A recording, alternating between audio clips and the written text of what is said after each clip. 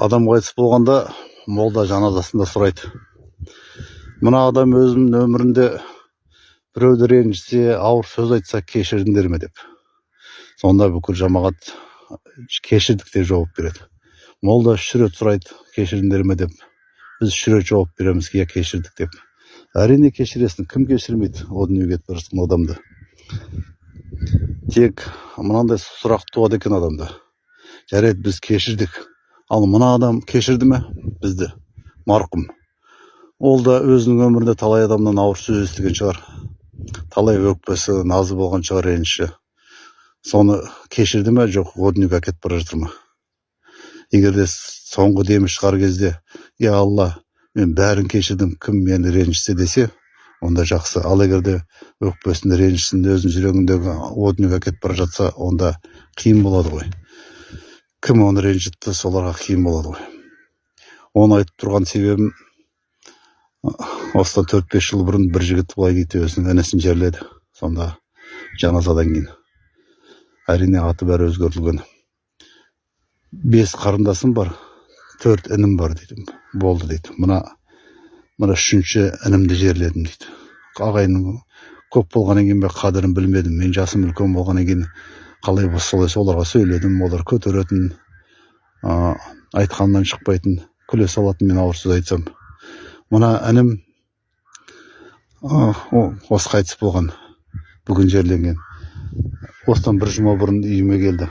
Қақпаның сыртына шығып жұмысқа кетейін деп жатсам, әшім көтеріп келе жатыр екен. Келіп, ағатай, ассалаумағалейкум, қалыңыз қалай? Сізге амандасайын деп келдім деп құшақтап жатыр екен. Қойшы, адамға жабыспай деп кеудесін итеріп қалдым. Немене, жай жүрсің бе, тағы да әлде ішіп алғансың ба деп. Анда-санда бір ішетін, айына жылына ішеді, бір ішетін болған. Бірақ ешкімге зиян жоқ еді, ақ көңілдің. Жоға, танытпай аға, кім ішеді? Ішкем жоқпын деп. Әшейін сендерді көрмегелі көп болды ағатай, соны амандасайын деп келдім. Жеңгеге амандасайын, сізге амандасайын деп. Жарайды. Мен кеттім жұмысқа деп машинға отыра бастап едім. Тағы да келіп иығымнан құшақтай бастады. Ағатай, жарайды, ал сау болыңыз деп. Қойшы, адамға жабыса бермей өзін деп кеудесін итеріп қалып машинға отырдым. Қарасам, екі көз жәудіреп қарап тұр екен. Ыңғайсызданып қалды. Кеудесін itергеніме. Қол салбырап, күлімсіреп қарап тұр. Үндемей машинға отырдым да жұмысыма кеттім. Бір ой келді. Жылт ете қалды. Кеудесіне неге итересің деген. Расында да бекер итердім ғой деп. Айнадан қарасам, әлі қарап тұр екен. Қол салбырап қарап тұр артымнан. Соны өкініп қалдым, бекер итердім деп. Содан оны көргем жоқ. Міне, бүгін інімді жерлеп тұрмын, мәйітін ғана көрдім дейді.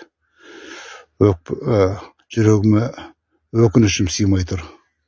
Бір өкініш бар деп көзіне жас алды. Ер азаматтың жылағаны әлсіздігі дейді ғой. Жоқ, әлсіздік емес, оның жүрегінің бар екені, адамгершілігінің бар екенің белгісі оның бәрі. Ата-бабамыз айтты ғой, мына жалған өмір. Қамшының сабындай қысқа өмір, тірі кезінде сыйласыңдар. Сендер бірлеріңе бірлерің қонақсыңдар. Бұл дүниеге де қонақсыңдар деп. Соны біз орындамаймыз ғой. Қонақпыз ғой бірімізге біріміз. Бірімізді қонақ ретінде сыйлауымыз керек қой. Қасымызда жүрген, тіпті мына бала шағында болсын, туған туысқандар болсын, бөтен адамдар, кім қасында жүр, бәрін қадірін білуіміз керек қой. Тірі кезінде сыйласқан дұрыс, өлгенде жыласқан не керек? Қадірі жоқ адамның қасында тірі жүргенде, орнын қалар ойсырап, денесі көрге кіргенде деп мен алдында да бір бейне жазбада айтып едім. Сондықтан тірі кезінде сыйласқанымыз дұрыс, ертең өкініште қалмайық. Бүгін барымыз, ертең жоқпыз. Біреуді ренжітсе, не ертең ол кетеді мәңгілікке, не сен кетесің мәңгілікке. Сонда өмір бойы өшпейтін өкініш қалады жүректе. Ренжітпейік ағайын. Тірі кезімізде сыйласайық.